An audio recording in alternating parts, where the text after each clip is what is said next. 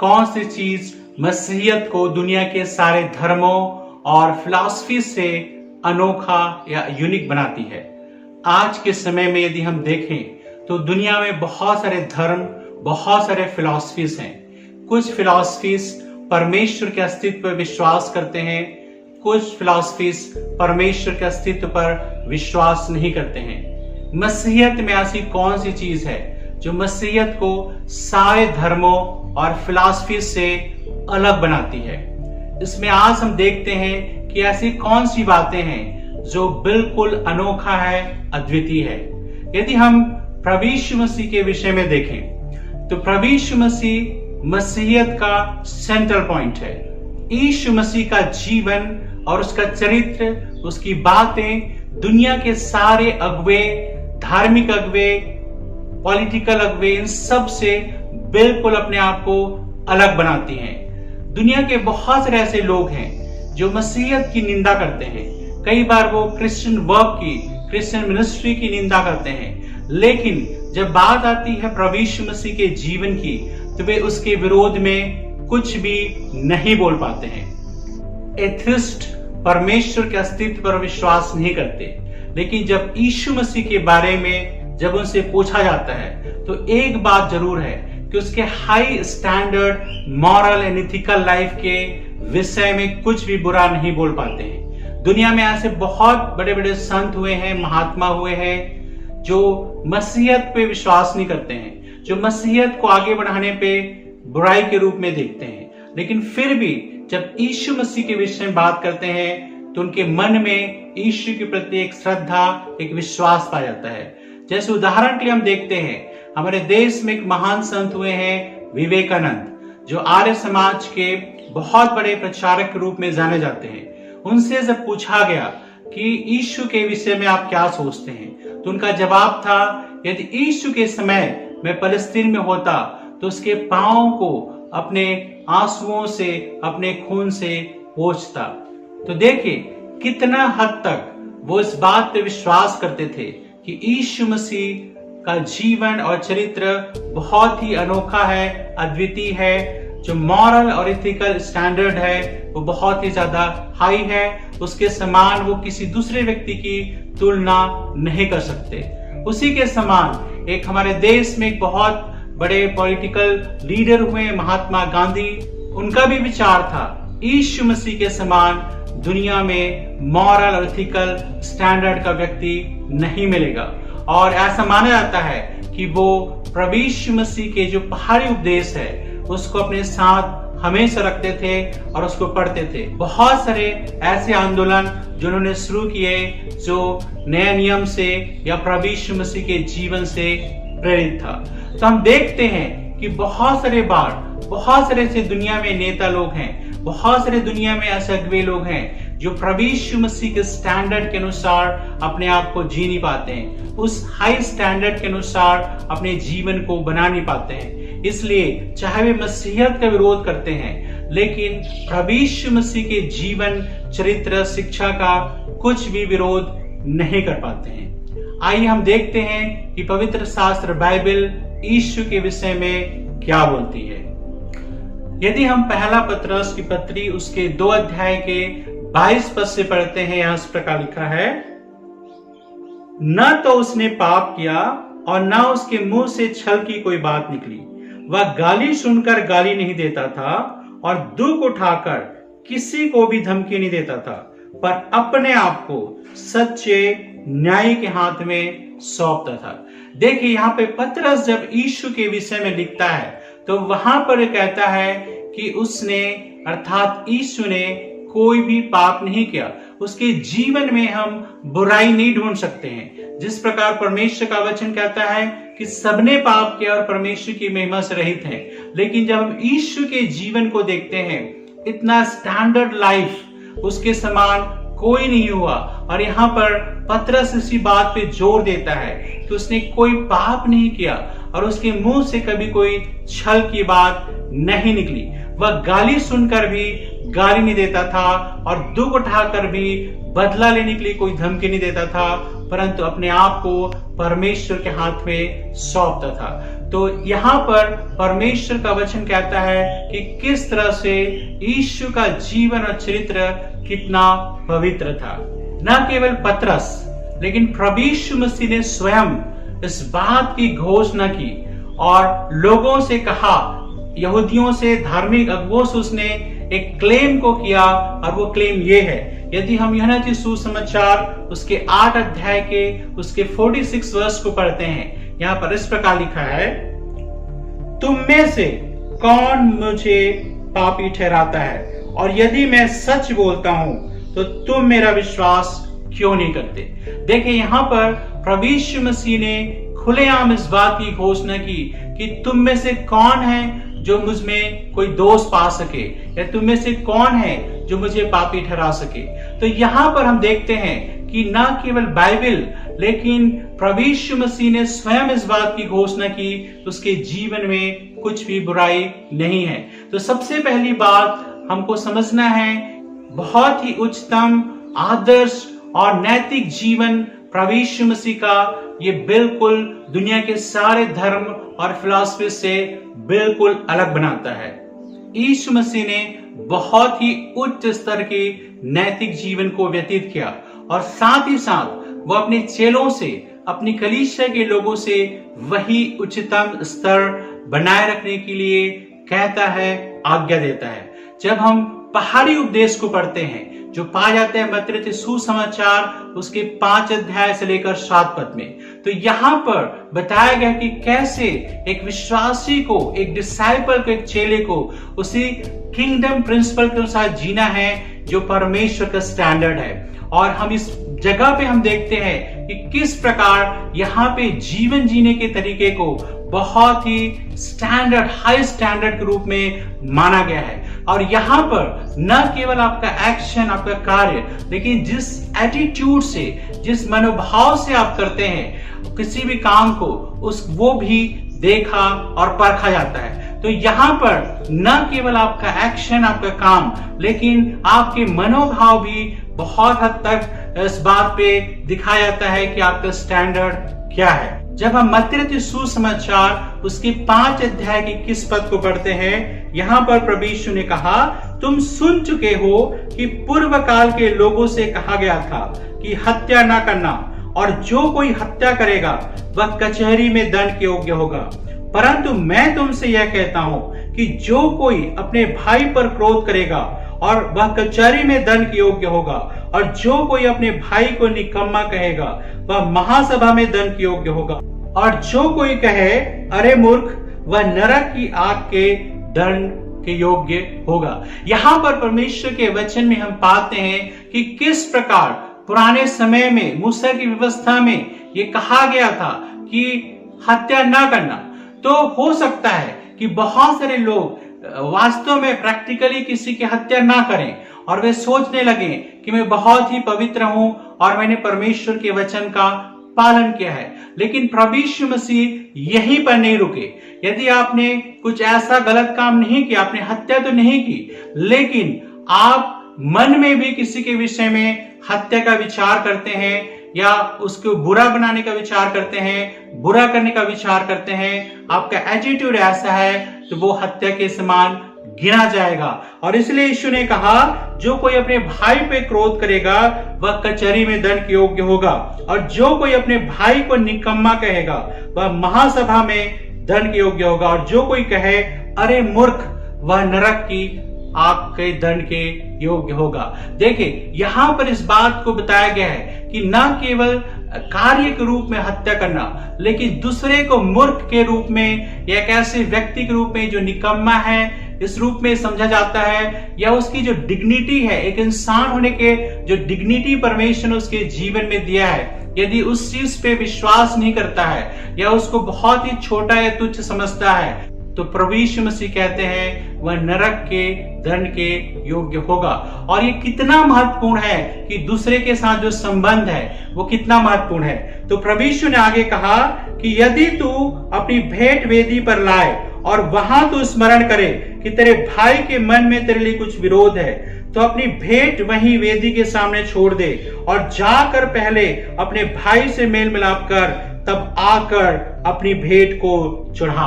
देखिए यहां पर एक अलग स्टैंडर्ड को देखते हैं। यहां पर प्रभु यीशु मसीह कहते हैं ये केवल महत्वपूर्ण नहीं है कि परमेश्वर के विषय में आपका विचार क्या है, या परमेश्वर के प्रति कितनी श्रद्धा या विश्वास है, या परमेश्वर के प्रति कितने समर्पित आप हैं। यदि आप कोई भेंट परमेश्वर के सामने लेकर आते हैं परमेश्वर को प्रसन्न करने के लिए, लेकिन आपके मन में लोगों के प्रति सही विचार नहीं है, लोगों के प्रति विरोध है, लोगों को नुकसान करने की भावना है, तो कहता है पहले सबसे पहले जाकर के उस व्यक्ति से माफी मांग, मेल मिलाप कर, तब आकर के भेंट को चढ़ा। दुनिया में किसी भी धर्म में ऐसी बातें नहीं सिखाई जाती है। कोई भी फिलॉसफी इतने हद तक नहीं जाता है कि परमेश्वर आपको तभी ग्रहण करेगा जब लोगों के साथ आपका सही रिश्ता होगा, सही संबंध होगा। तो ये बहुत ही आवश्यक बात है। एक मसीही व्यक्ति न केवल परमेश्वर के प्रति ईमानदारी के साथ रहता है, लेकिन एक दूसरे के प्रति प्रेम भाव, सेवा भाव से उसको आगे बढ़ना है। जब हम आगे बढ़ते हैं तो प्रभु यीशु मसीह हमारे पवित्रता को भी परिभाषित करते हैं कि न केवल शारीरिक रूप में व्यभिचार करना, लेकिन मन में भी यदि हम ऐसी भावना रखते हैं तो उस कार्य को हम कर चुके। जब हम पढ़ते हैं उसी का मत्ती सुसमाचार 5 अध्याय के 27 पद में, तुम सुन चुके हो कि कहा गया था व्यभिचार ना करना, परंतु मैं तुमसे यह कहता हूं कि जो कोई किसी स्त्री पर कुदृष्टि डाले वह अपने मन में उससे व्यभिचार कर चुका। और यहां पर हम इस बात को पाते हैं कि प्रभु यीशु मसीह जो व्यभिचार का डेफिनेशन देते हैं और अपने चेलों से, अपने विश्वासियों से जो अपेक्षा करते हैं वो दुनिया की अपेक्षा से बढ़कर है। दुनिया के लोग शायद सिखा सकते हैं कि तुम व्यभिचार मत करो, इस तरह के गलत काम मत करो, लेकिन प्रभु यीशु मसीह उससे भी बढ़कर अपने लोगों से अपेक्षा रखते हैं कि तुम मन में भी ऐसी बातें ना सोचना। और यदि ऐसी बातें आपके मन में आती है तो आपको क्या करना है। 29 पद में लिखा है, यदि तेरी दाहिनी आंख तुझे ठोकर खिलाए तो उसे निकाल कर फेंक दे, क्योंकि तेरे लिए यही भला है कि तेरे अंगों में से एक नष्ट हो जाए और तेरा सारा शरीर नरक में ना डाला जाए। यदि तेरा दाहिना हाथ तुझे ठोकर खिलाए तो उसको काट कर फेंक दे, क्योंकि तेरे लिए यही भला है कि तेरे अंगों में से एक नष्ट हो जाए और तेरा सारा शरीर नरक में ना डाला जाए। देखिए यहां पर प्रभु यीशु मसीह इस बात को कहते हैं कि जिस बात के कारण से आप पाप में पड़ते हैं, बुराई में पड़ते हैं, उसको अपने जीवन से दूर करना बहुत जरूरी है। हालांकि यहाँ पे हम ऐसा नहीं सोच सकते कि सचमुच में आपके आंख को निकाल देना है या अपने हाथ को काट लेना है, लेकिन ये एक बात करने का तरीका है, एक समझाने का तरीका है कि किस तरह से उस चीज से हमें दूर रहना है जो हमें पाप की ओर लेके जाती है। आज के समय में भी हम देखते हैं हम में से कितने लोग जो है इस तरह की पवित्रता पर विश्वास रखते हैं। अवश्य ही कई बार हम इस तरह के गलत काम हम लोगों के सामने नहीं करते हैं, या कई बार इस तरह के विचार हम नहीं करते हैं, लेकिन बहुत बार कई ऐसी चीजें हम देखते हैं। आज के समय में यदि हम देखें तो इंटरनेट के माध्यम से बहुत सारी अश्लीलता है, मूवीज के माध्यम से, सीरियल्स के माध्यम से, और उनको यदि हम देखते हैं और कई बार किसी स्त्री के प्रति, या न केवल स्त्री के प्रति लेकिन किसी पुरुष के प्रति भी इस तरह की विचारधारा हम रखते हैं, तो कहता है हमने वे विचार कर लिया।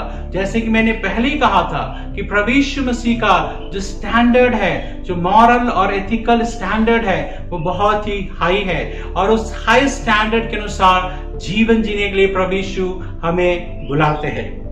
एक और बात प्रभु यीशु मसीह ने इस बात को सिखाने के लिए बोला।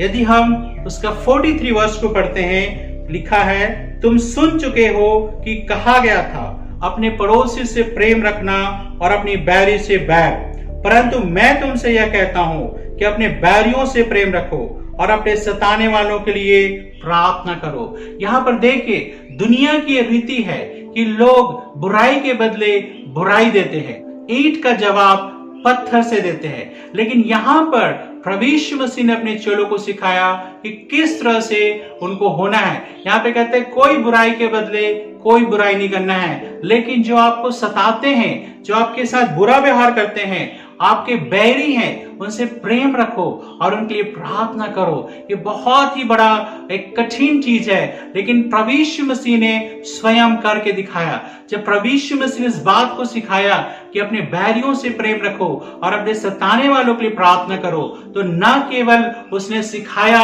लेकिन उसने करके भी दिखाया। हम देखते हैं कि जिन लोगों के लिए प्रभु यीशु मसीह ने भलाई के काम किए थे, उन्हीं लोगों ने कहा कि यीशु क्रूस पर चढ़ाया जाए। और जब यीशु क्रूस पर चढ़े हुए थे तो उस समय उनके मन में जो बात थी, या सबसे पहला जो संदेश या छोटा वाक्य उसने बोला वो ये था, हे पिता इन्हें क्षमा कर क्योंकि ये नहीं जानते कि क्या कर रहे हैं। तो प्रभु यीशु मसीह ने जो कुछ भी सिखाया उसको अपने जीवन से करके भी बताया कि देखो ये पॉसिबल है। तो उसी तरह से हम में से जितने लोग परमेश्वर के दास और सेवक हैं, या हम अगुवे हैं, या हम लोगों को सिखाने वाले हैं, लेकिन जो कुछ भी हम सिखाते हैं कि लोगों के जीवन में इस तरह के मॉरल स्टैंडर्ड होना चाहिए, नैतिक स्टैंडर्ड होना चाहिए, हमें भी अपने जीवन से करके दिखाना है। क्योंकि यही चीज दुनिया के लोगों से अलग करती है। दुनिया में फिलॉसफीज की कमी नहीं है, दुनिया में धर्म की कमी नहीं है, दुनिया में ज्ञान की कमी नहीं है, लेकिन जो कमी है वो ये है कि परमेश्वर के स्टैंडर्ड के अनुसार जीना और उसके स्टैंडर्ड के अनुसार लोगों को सिखाना। और आगे प्रभु यीशु ने कहा 45 पद में, जिससे तुम अपने स्वर्गीय पिता की संतान ठहरोगे, क्योंकि वह भले और बुरे दोनों पर अपने सूर्य उदय करता है। और यदि तुम अपने प्रेम रखने वालों से ही प्रेम रखो तो तुम्हारे लिए क्या फल होगा? क्या महसूल लेने वाले भी ऐसा ही नहीं करते? और यदि तुम केवल अपने भाइयों को नमस्कार करो तो कौन सा बड़ा काम करते हो? क्या अन्य जाति भी ऐसा नहीं करते? इसलिए चाहिए कि तुम सिद्ध बनो जैसा तुम्हारा स्वर्गीय पिता सिद्ध है। यहाँ पर परमेश्वर का वचन कहता है दूसरे लोग भी इस तरह के काम अपने लोगों के साथ करते हैं, लेकिन परमेश्वर के लोग उससे भी बढ़कर हैं। वे उन लोगों से प्रेम करेंगे जो उनसे प्रेम नहीं करते, वो उन लोगों की सहायता करेंगे जो उनकी सहायता प्राप्त करने के बाद भी बुराई करते हैं, वो उन लोगों के लिए प्रार्थना करेंगे जो उनको सताते हैं। ये एक स्टैंडर्ड है, ये एक नैतिक जिम्मेदारी है आपकी और मेरी जो प्रभु के पीछे चलते। कहता है परमेश्वर के संतान का स्वभाव क्या है? कहते हैं परमेश्वर के अनुसार करना, जैसा यीशु ने किया वैसी हमें करना। यीशु कौन है? यीशु परमेश्वर के संपूर्ण प्रकाशन है। परमेश्वर जो कुछ भी सोचता है, बोलता है, जो उसके मन में है, उन सब चीजों को प्रभु यीशु ने अपने जीवन के द्वारा प्रकट किया।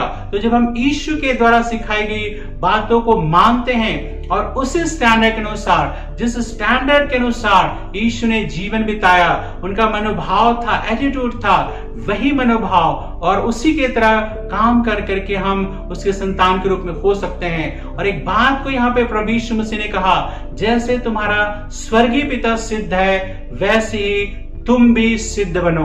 तो यहाँ पर परमेश्वर हमसे परफेक्शन की, सिद्धता की अपेक्षा करते हैं, क्योंकि परमेश्वर सिद्ध है और वो चाहते हैं कि हम भी उसके समान सिद्ध बने।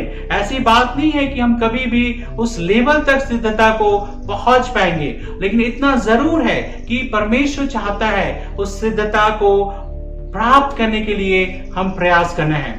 तो आज के वचन में, मनन में हमने देखा कि किस तरह से जो मसीहत है वो दुनिया के सब धर्मों से, फिलॉसफी से अलग है, क्योंकि इसमें जो परमेश्वर है, जो ईश्वर है, जो डीटी है, वो एक पवित्र है और शुद्ध है, और वो उसका मॉरल और एथिकल स्टैंडर्ड बहुत हाई है। और न केवल उसने अपने जीवन में इस बात को करके दिखाया, लेकिन वो अपने लोगों से भी अपेक्षा करता है, उसकी कलीसिया से अपेक्षा करता है उस स्टैंडर्ड को अपने जीवन में अपना करके उसी तरह से जीवन बिताएं। और परमेश्वर हमें से हर एक की मदद और सहायता करे उस लेवल को, उस स्टैंडर्ड को बनाए रखने के लिए। परमेश्वर आपसे और मुझसे अपेक्षा करता है कि जो भी काम हम करते हैं, चाहे हम यीशु के पीछे चलने का काम करते हैं, जैसे काय का काम करते हैं, परमेश्वर हमसे अपेक्षा करते हैं कि किस तरह से हम उसी बात को, उस मनोभाव को रख करके आगे बढ़े। आइए हम प्रार्थना करें। परमेश्वर पिता, हम धन्यवाद करते हैं प्रभु, इस समय जो कुछ भी हमने वचन से सीखा है उसके अनुसार करने के लिए आप हमारी सहायता और मदद करें। और प्रभु यीशु, आप हमारी कमजोरियों को जानते हैं, हमारी सारी कमजोरियों को दूर करें और प्रभु आपकी इच्छा अनुसार जीवन बिताने के लिए आप हमारी सहायता और मदद करें। धन्यवाद करते हैं, आपने हमारी प्रार्थना को सुना है, प्रभु यीशु के नाम से, आमीन। प्रभु आप सबको बड़ी आशीष दे।